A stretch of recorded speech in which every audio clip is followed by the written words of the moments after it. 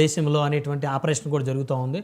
So ఇప్పుడు JD గారు అన్నట్టు వారికి అంటే పర్మిటెడ్ వీసాలు ఉన్నాయా, వారు ఏ వీసాల మీద వచ్చారు ఏంటి అనేది పూర్తిగా ప్రభుత్వం ఏదైతే అధికారులు వారిని ఐడెంటిఫై చేశారో వారే ఎంతమంది అక్రమ వీసాల మీద వచ్చారు, ఎంతమంది పర్మిషన్ లేకుండా ఉన్నారనేది కూడా చెప్పాల్సినటువంటి అవసరం ఉంది. సో ఏదేమైనప్పటికీ కూడా అందరినీ తిరిగి వెళ్ళిపోమని చెప్పేసి ప్రభుత్వం అయితే ఆర్డర్స్ జారీ చేసింది.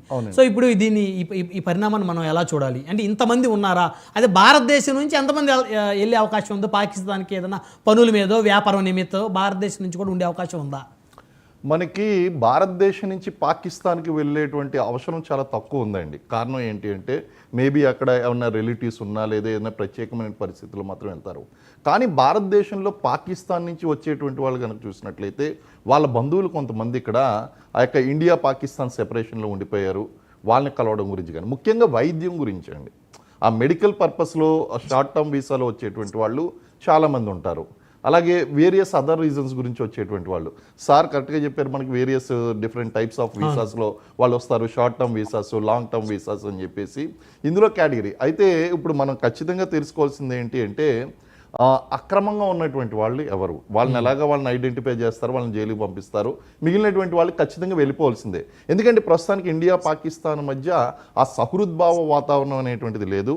ఆల్రెడీ మనం అన్అఫీషియల్గా వార్ డిక్లేర్ చేసామండి. అఫీషియల్గా ఏమి డిక్లేర్ కాలేదు కానీ అన్అఫీషియల్గా వాళ్ళు ఏమన్నారు, సింధు నదీ జలాలను ఆపితే కనుక మీరు మా దేశం మీద యుద్ధం ప్రకటించినట్టే అని చెప్పేసి మాట్లాడడంతో పాటు ఏర్లేపడుతుందని చెప్పి ఒక ఉగ్రవాద సంస్థ నేత కూడా ఇందులో ఇన్వాల్వ్ అవడం.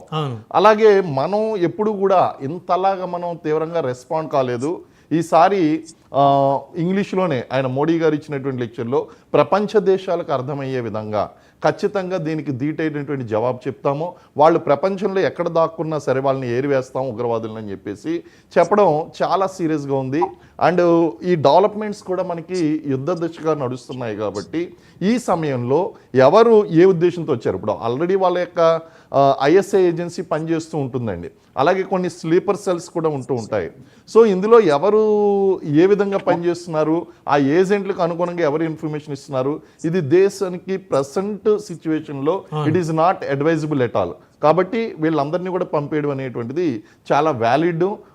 ప్రజెంట్ సిచ్యువేషన్లో మాత్రం వాళ్ళని మాత్రం ఇక్కడ ఉంచకూడదండి. కానీ శ్రీనివాస్ గారు ఇందాక మీరు అన్నారు కదా, పాకిస్తాన్ నుంచి భారతదేశం వచ్చేటువంటి వారికి సంబంధించి వారి బంధువులు ఇక్కడ ఎప్పుడో భారత్ పాక్ విడిపోయి కూడా ఎన్నో సంవత్సరాలు ఏంది కదా సార్, ఇంకా వాళ్ళ బంధువులు ఎందుకున్నారు? ఉంటారు, అది కంపల్సరీ. ఇప్పుడు ఏం జరిగిందంటే అప్పటికి ఆల్ ఆఫ్ ఏ సడన్ మనకి ఒక స్కేల్ తీసుకుని లైన్ కొట్టినట్టు ఇటు పాకిస్తాను ఇటు ఇండియా అన్నట్టు విడగొట్టేశారండి.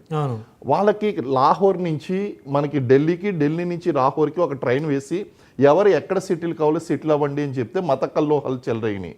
సో కొంతమంది ఇక్కడ ఉండడానికి ఇష్టపడ్డారు, కొంతమంది అక్కడ ఉండడానికి ఇష్టపడిపోయారు. ఇప్పటికీ కూడా పాక్ ఆక్యుపైడ్ కాశ్మీర్లో ఉన్నటువంటి సమస్య ఏంటి అంటే వాళ్ళు అక్రమంగా ఈ యొక్క బార్డర్ దాటడానికి ప్రయత్నించడానికి గల కారణం ముఖ్యంగా ఇది పంజాబ్ బార్డర్లో జరుగుతూ ఉంటుందండి. వాళ్ళు ఏం చేస్తుంటారు, వాళ్ళ బంధువులందరూ ఇటు సైడ్ ఉంటారు, కొంతమంది బంధువులు అటు సైడ్ ఉంటూ ఉంటారు. అదొకటి. రెండోది, ఆర్థిక వ్యవస్థల పరంగా మనం చూసినట్లయితే మనం పాకిస్తాన్ నుంచి పొందేటువంటి ప్రయోజనాలు చాలా తక్కువ అండి. కానీ ఇక్కడ మనకి టెక్నాలజీ పరంగా కానీ, వైద్య పరంగా కానీ, అన్ని రకాల వ్యాపార పరంగా కానీ బాగా డెవలప్ చెంది వ్యాపారాలు చేసుకుంటున్నారు, డబ్బు సంపాదించుకుంటున్నారు, ఇక్కడ ఉన్నటువంటి వాళ్ళని వివాహం చేసుకుంటున్నారు. కానీ ఈ దేశం మీద ప్రేమ ఉండలేదు వాళ్ళకి. దేశం మీద ఇంకెందుకు ఉంటుందండి వాళ్ళకి, వాళ్ళు సర్వైవ్ అయ్యేదే యాంటీ ఇండియా ఫీలింగ్ తో వాళ్ళు సర్వైవ్ అవుతున్నారు. కాబట్టి ఎట్టి పరిస్థితులు ఇప్పుడు మనకి పాకిస్తాన్ లో అక్కడ ఉన్నటువంటి పర్టికులర్ సిటిజన్ మీద ఎటువంటి కోపం లేదు. బట్ ఆ కాన్సెప్ట్, ఆ సిద్ధాంతం, పాకిస్తాన్ విడిపోవడము, anti Hindu, anti India feelings అనేటువంటి సిద్ధాంతం ఎప్పుడైతే ఉందో ప్రతి పాకిస్తానీ మీద మనకు కోపం వస్తుందండి. వాళ్ళకు కూడా న్యాచురల్గా ఏంటి అంటే ఇండియా అనగానే ఈ రెండు దేశాలు కూడా, దాయాది దేశాలు రెండు కూడా ఎప్పుడైతే విడిపోయినాయో ఆటోమేటిక్గా ఫీలింగ్ అనేటువంటి చిన్నప్పటి నుంచి మీరు స్కూల్లోకి వెళ్ళి చిన్న పిల్లాడిని అడగండి, పాకిస్తాన్ని తిడతాడు. అక్కడ ఉన్నటువంటి వాళ్ళని అడగండి.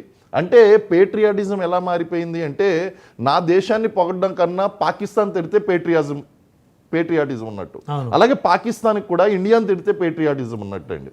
సో ఇలాంటి సిచ్యువేషన్స్లో మనం ఇలాంటి సంఘటనలు జరిగినప్పుడు we have to take a strict action and it's a natural phenomena between India and Pakistan అండి.